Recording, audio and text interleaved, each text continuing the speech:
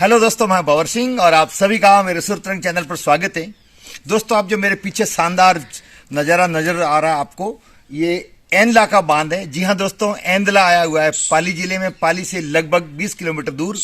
और वहीं पर मैं आया हुआ हूँ। ये शानदार तालाब का हो या बांध है, सिंचाई भी होती है। बहुत बड़ा बांध है जो आप देख रहे हैं, दूर दूर तक जल फैला हुआ आपको नजर आ रहा है।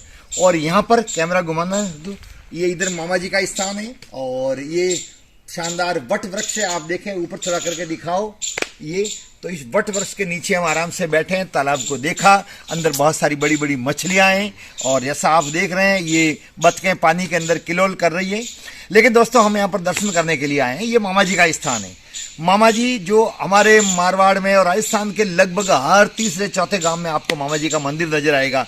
कहीं पर आपको जूझार जी का मंदिर नजर आएगा, तो कहीं पर वीर के स्थान नजर आएगा, कहीं पर सतियों के स्थान नजर आएंगे। इसलिए किसी कवि ने कहा है कि पग पग सूरा देवला और पग पग सतिया थान, पग पग सूरा देवला और पग पग सतिया थान, मन कड़पे पग मेलता रंग है राजस्थान। इस राजस्थान की भूमि पर असंख्य वीर योद्धा हुए जिन्होंने गायों की रक्षार्थ अपने प्राणों का उत्सर्ग कर दिया, बहनों की रक्षार्थ अपने जीवन को बलिदान कर दिया, धर्म की रक्षा करने के लिए अपने जीवन का बलिदान दे दिया। ऐसे लोगों को हम वीर के रूप में, जुझार जी के रूप में, मामा जी के रूप में पूजते हैं। जब इस प्रकार के लोगों ने अपना जीवन को बलिदान देकर के, अपने जीवन का बलिदान देकर के धर्म की, गायों की और बहन बेटियों की इज्जत रखी, इसलिए आज हम इस स्थिति में हैं। वरना आज हमारे यहाँ का भी वातावरण कुछ और होता, हम कुछ और होते, हमारी संस्कृति नष्ट हो जाती, हमारा धर्म नष्ट हो जाता, हमारा यहाँ का वातावरण बदल जाता। और जो परिदृश्य आज जो हम देख रहे हैं प्रसन्नता पूर्वक सनातन संस्कृति का, वो हमें नजर नहीं आता। तो ऐसे असंख्य मंदिर है जिनको संरक्षण की जरूरत है, जहां पर जाएं, दर्शन करें और याद करें उस गौरवशाली इतिहास को, जिसके पीछे हर मामा जी के वीरों के पीछे कोई न कोई कहानी छुपी होती है। तो दोस्तों, एंदला के मामा जी बहुत प्रसिद्ध है और यहाँ पर असंख्य लोग दर्शन करने के लिए आते हैं। यहाँ पर मेला भी लगता है और ये तालाब के किनारे पर है, जिसको तालाब की पाड़ बोलते हैं। और बहुत ही शानदार ये तालाब भी जो बांध बना हुआ है, इधर कैमरा करके देखो, ये सीढ़ियाँ बनी हुई है पानी भरने के लिए, पनारियाँ नीचे जाती है भरने के लिए। दोस्तों, अब तो समय बदल गया है, घर घर में नल आ गए। लेकिन आज से कुछ वर्षों पहले तक आपने भी आपके गांव में देखा होगा, पानी लेने का एकमात्र स्रोत तालाब, बांध अथवा कुएं अथवा बावड़ियाँ हुआ करती थी।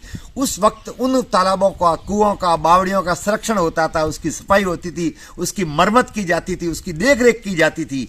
लेकिन आज जब घर घर नल आ गए, तो हमारी ऐतिहासिक बावड़ियाँ, जिसके पीछे भी बहुत बड़ी कहानी छुपी हुई है, प्रत्येक बावड़ी अथवा कुआ किसी न किसी व्यक्ति द्वारा खुदवाया हुआ है, किसी रानी द्वारा, किसी राजा द्वारा, गांव के प्रतिष्ठित व्यक्ति द्वारा, भामाशाहों द्वारा इस प्रकार की बावड़ियां खुदवाई गई थी। वो आज बिना संरक्षण के अभाव में और इतिहास की अज्ञानता के कारण से उपेक्षा की शिकार बनी हुई है। ऐसे यहाँ पर भी देखा है मैंने, गंदगी के ढेर पड़े हैं।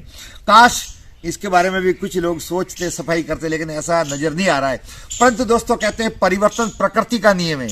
आज सब कुछ, हम विकास के चरम पर हैं, हमारे पास में सब कुछ सुविधाएं, सब कुछ साधन हैं, लेकिन हो सकता है प्रकृति वापस परिवर्तन कर दे और वो दौर वापस आ जाए। हमें नहीं तो हमारे आने वाली पीढ़ी को देखना पड़े कि हमको वापस इन प्राकृतिक जल स्रोतों पर निर्भर होना पड़ेगा। तो अभी से हम इनका संरक्षण करें और इनके प्रति हम सजग रहें। दोस्तों, ये बहुत सुहावना स्थान है, आप देख रहे हैं, बहुत ही मनमोहक है। यहाँ बैठने पर बहुत सुकून मिला है, गहरी छायाएं। और ये जो हमारे वट वृक्ष होते हैं, ये आप देख रहे हैं, ये वट वृक्ष, ये भी बहुत ही पूजनीय वट वृक्ष हैं। इनका भी हमारे पर्यावरण में बहुत बड़ा योगदान होता है। इन वट वृक्ष पर असंख्य पक्षी घरौंदा करते हैं और यहीं पर उनका निवास होता है। गांवों के अंदर वट वृक्ष होती है, उसकी छाया में लोग बैठते हैं। मवेशी गर्मियों में यहाँ पर बैठते हैं, पक्षी इसके ऊपर बैठते हैं और पक्षियों का तो यही आशियाना होता है। और इसके ऊपर जो फल आते हैं, जिसको हमारे यहाँ मारवाड़ी भाषा में पीपा बोलते हैं, अभी गर्मियों में आएंगे तो बहुत ही बढ़िया होते हैं। इनकी शाखाएं फैलती है, शाखाएं जमीन के अंदर जाती है। इधर करना कैमरा, ये शाखाएं दोस्तों, ये शाखाएं, ये शाखा जमीन के थोड़ी ऊपर है, अभी धीरे धीरे नीचे जाएगी। तो यह शाखाएं वो इस वट वृक्ष को और मजबूती देगा और इससे और शाखाएं फैलेगी और इस प्रकार से वट वृक्ष बहुत फैल जाता है। शायद दुनिया का सबसे ज्यादा फैलने वाला यही वृक्ष होता है, जो बहुत विस्तार से फैल जाता है। मेरे गांव में भैरव जी के मंदिर के आगे बहुत बड़ा वट वृक्ष है, आपके भी शायद गांव में वट वृक्ष होगा। तो ये प्राकृतिक नज़ारा आज गांव में नजर आता है। शहरों में तो इस भाग दौड़ की जिंदगी में किसी को फुर्सत नहीं है 2 मिनट बैठने की, सुकून से आराम करने की। लेकिन गांव में आते हैं तो हमको एक अलग आनंद की अनुभूति होती है, अतुलित आनंद आता है और बहुत सुकून मिलता है।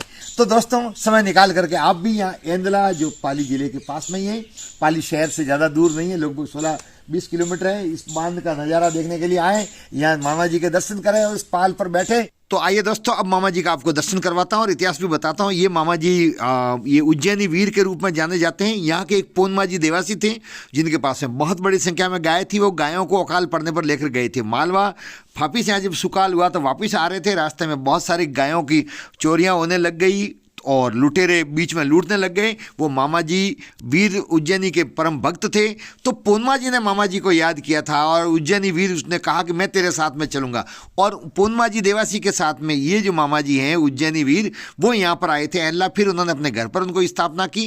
फिर कालांतर में जाकर के यहाँ ये बांध की पाड़ पर इनकी स्थापना की। और पहले छोटा मंदिर था। यहाँ भी ये चमत्कार है कि जब आज से 25 साल पहले भयंकर बाढ़ आई तो बांध फूटने की स्थिति में था, लोगों ने याद किया तो मामा जी ने फूटने भी नहीं दिया बांध। और इनकी गद्दी और ये घोड़े पूरे तालाब के अंदर घूम फिर करके वापस यहाँ पर आकर के और बैठ गए। आप देख रहे हैं सामने 3 घोड़े हैं मामा जी के, और जहाँ भी मामा जी का मंदिर होता है वो घोड़ों पर ही उनका होता है प्रतीक, क्योंकि अश्व पर ही बैठ करके वो गायों के रक्षार्थ, बहन बेटियों के रक्षार्थ आते जाते थे। और ये इनके प्रतीक होते हैं। सामने बीच में त्रिशूल भी है और ये जो गद्दी पड़ी है आप देख रहे हैं, यहाँ भूपा जी हैं वो बैठते हैं जो दिन होता है उस दिन। इसी पर मोर पंख है, एक चैन भी पड़ी है।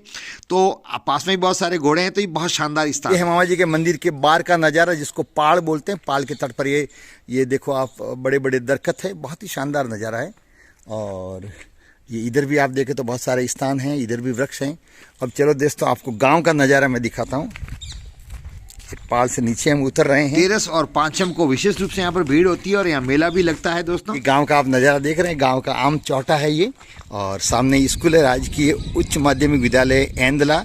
और ये मवेशी गांव के चौटे पर अक्सर आपको बैठे हुए नज़र आते हैं। यहाँ पर भी कुछ नंदी है, कुछ गायें हैं, वो बैठी हुई नज़र आ रही है, आप देख रहे हैं ये। और गोबर भी इकट्ठा कर रखा है। ये गाँव का नज़ारा है जो बहुत ही प्यारा लगता है। और आपके भी गाँव में ऐसे ही आम चौटे पर चहल पहल रहती होगी मवेशियों की। ये शानदार मकान भी बने हुए हैं।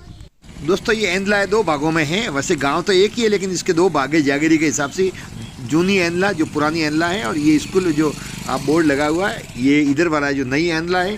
जो जूनी एंदला है वो चारण सिरदारों की जागीरी का गाँव है, और इधर जो नई एंदला है ये खालसा में।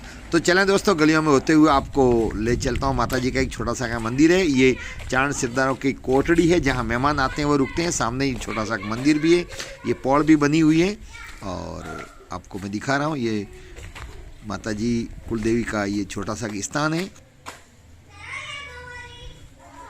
दोस्तों आपको ये वीडियो कैसा लगा, ये स्थान कैसा लगा, आप जरूर कमेंट्स करें, वीडियो को लाइक करें, शेयर करें। और चैनल को मेरे अब तक आपने सब्सक्राइब नहीं किया हो तो चैनल को सब्सक्राइब करें। वीडियो देखने के लिए आप तमाम साथियों का बहुत बहुत धन्यवाद। जय हिंद।